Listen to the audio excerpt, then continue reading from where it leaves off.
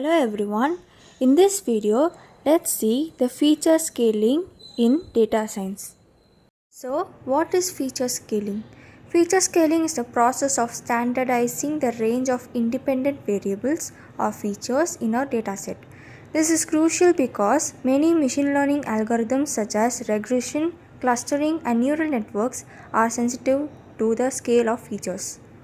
Let's see the popular feature scaling techniques in data science.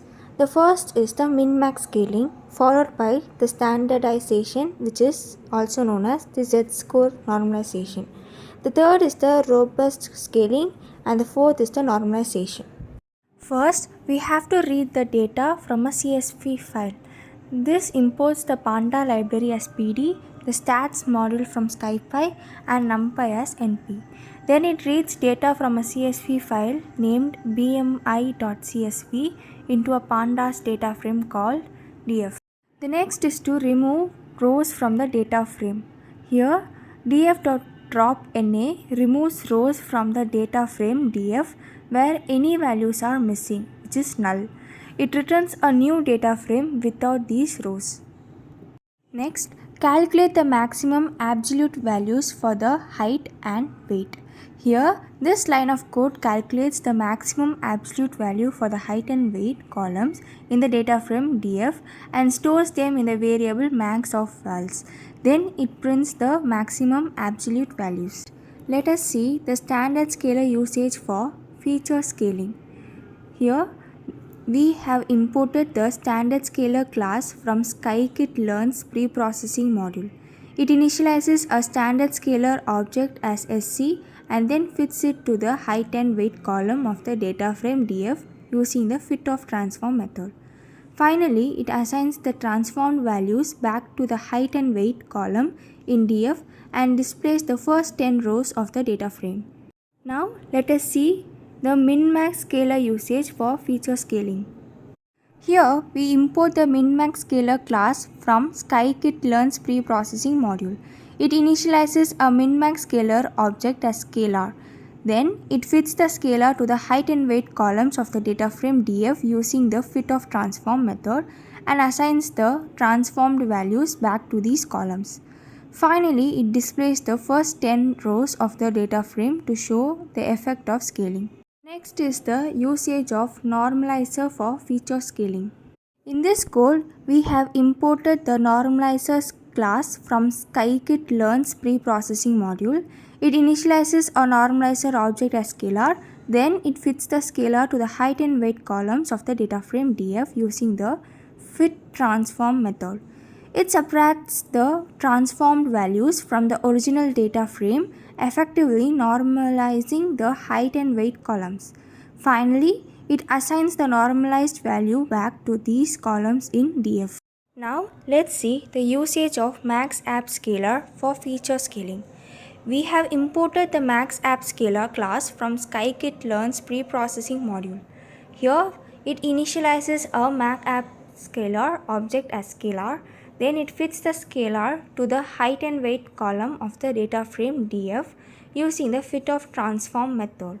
It subtracts the transformed value from the original data frame, effectively scaling the height and weight columns by their maximum absolute values.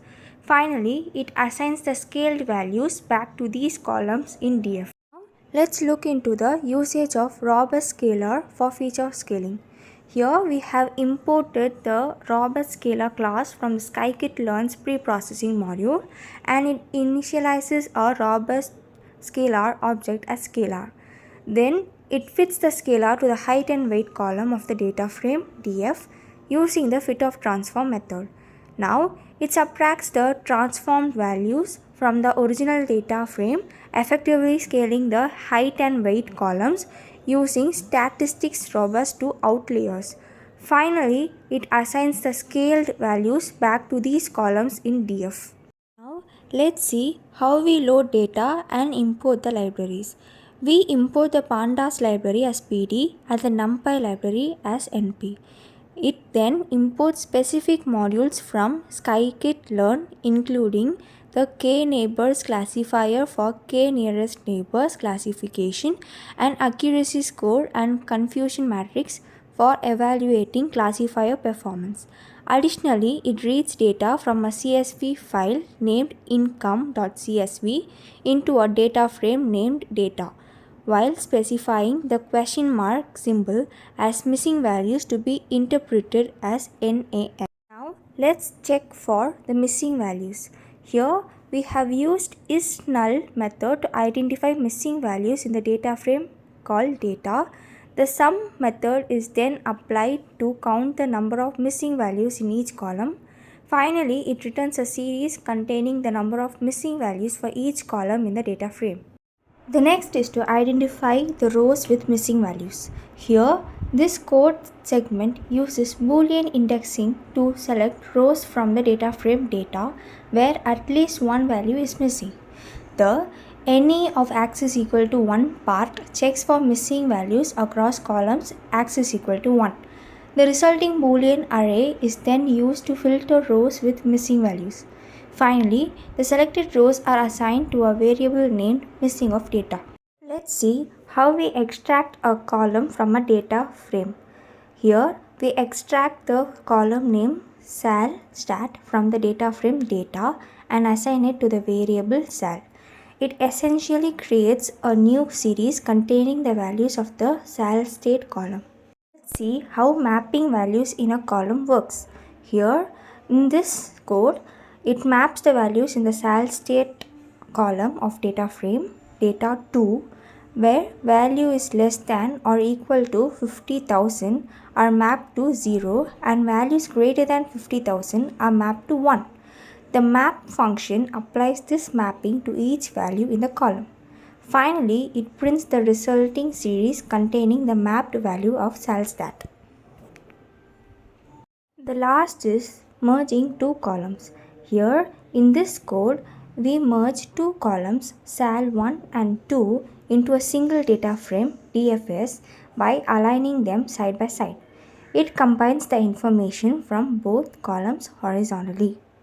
Thank you.